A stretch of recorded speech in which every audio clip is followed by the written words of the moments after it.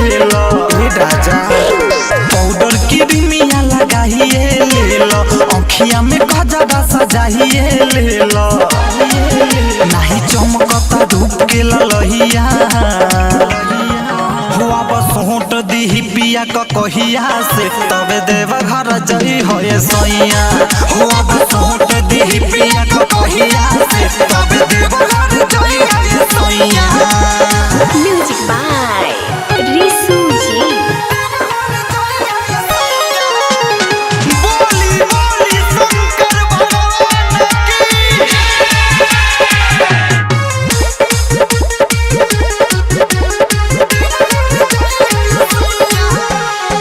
पिन्हले बाहर गेडुआ कपड़ा कइला नाही टीका हो ऐसे बन के जइब देव घर चेहरा लागी फीका हो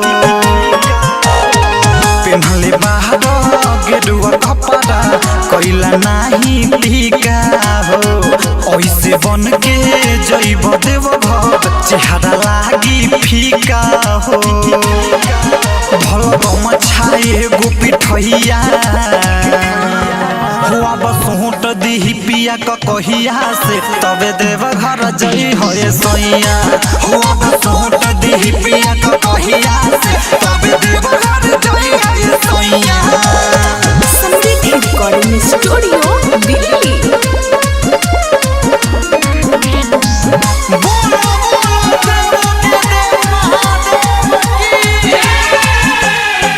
जल चढ़ावे पिया कन्हैया जा तू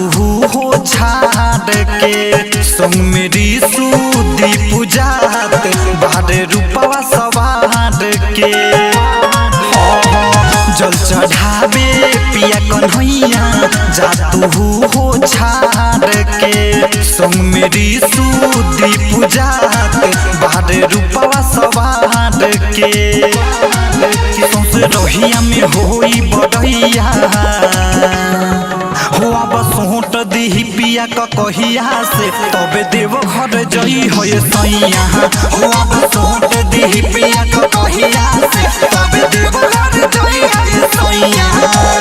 पाउडर की बिमिया लगाइए ले लो आँखिया में गजरा सजाइए ले लो नहीं चमकता धूप के ललहिया हुआ बस होट दी पिया क कहिया से तबे देव घर जई होए सैया हुआ बस होट दी